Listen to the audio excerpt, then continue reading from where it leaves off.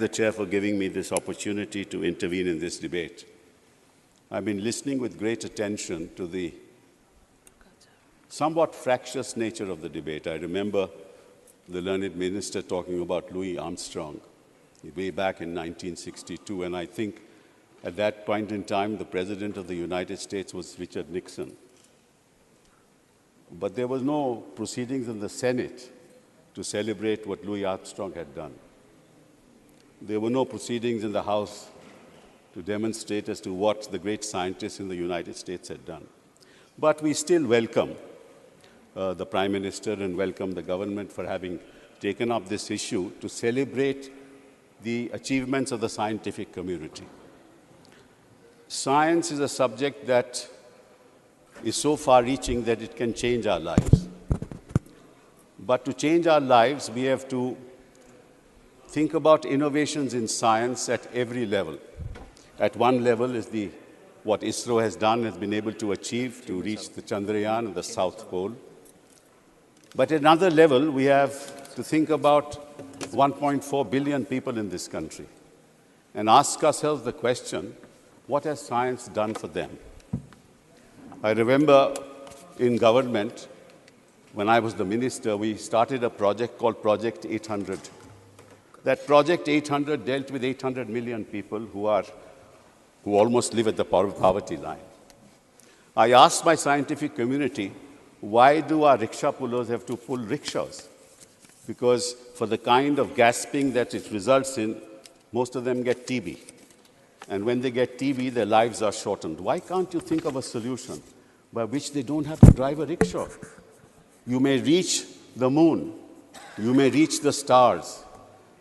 You may research the skies. But what you need to do is look after people on the ground. And what happened, sir? We invented something called the Sulekshaw.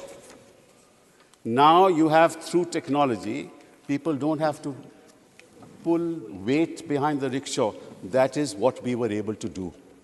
I also told them, I said, look at the coolies in the railway station. Sir, and look they have to carry weight.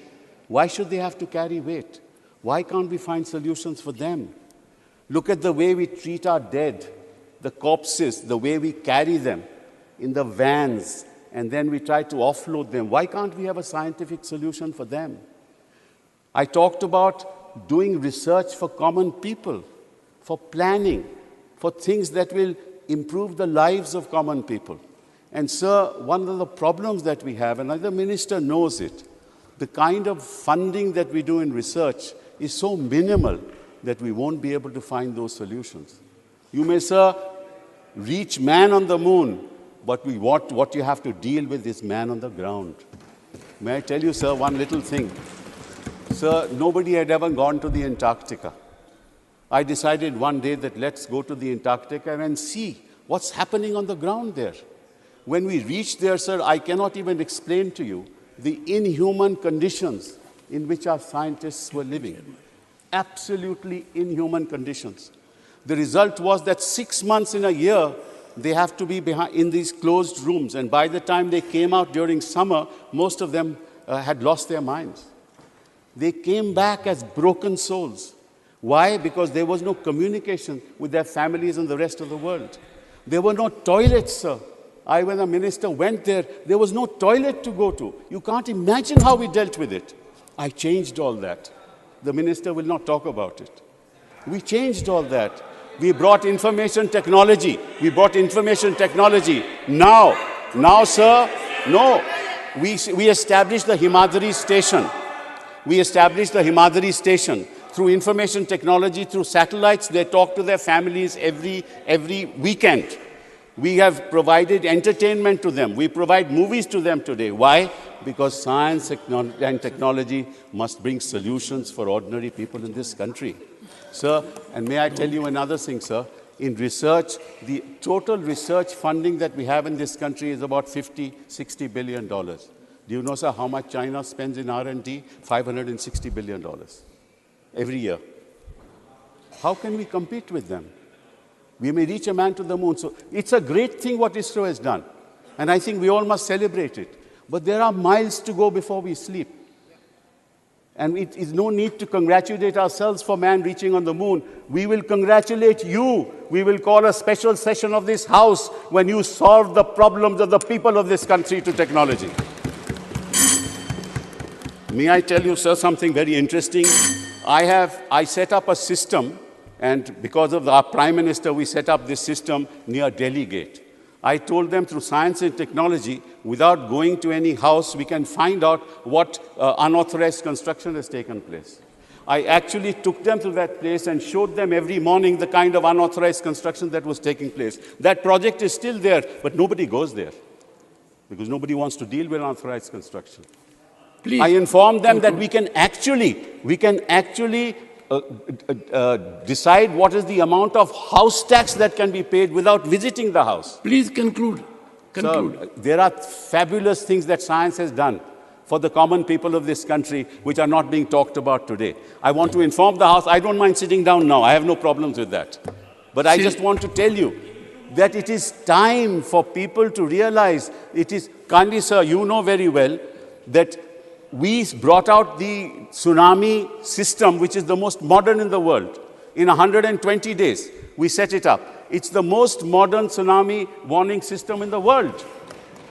And everybody appreciates it. We did it during our time. So we must congratulate you for what you have done. But remember, it's not enough. It's not enough to congratulate yourselves. It's not enough to congratulate. The only thing... Sir. Thank you. Thank you, sir. Sir, normally... One second. Okay. 1 minute. 1 minute. Please, it will start. You are in a hurry. Yes. Thank you very much. There, sir. Thank you very much. Maybe on another 1 minute, day, sir. Another day you will let me speak. Thank you very much. No, Mr. Sibal, you can take 1 minute. Your mic is on. So what I was saying was in agriculture, we set up a system through which we can find out the moisture in the soil. We can inform the agriculturalists as to when the rain is going to come, when this particular plot of land doesn't have enough moisture so that the agriculturalists can actually access water to... We were able to tell fishermen as to when the chlorophyll in the ocean was enough for fish to come so that they didn't go and fish. We were able to tell the fishermen of this country the warning systems as to when it's going to happen. We, in fact, the entire climate system was in analog mode. We changed it all to digital mode. So the kind of things that have happened in this country are so great that we must celebrate science on a daily basis. And so the last thing that I want to say, and that is this, sir, not only this, we have actually in the biotechnology sector done so many milestones that we have achieved in this country. But people don't talk about that because people want to use this forum as a forum to pat themselves on the back. Thank you very much.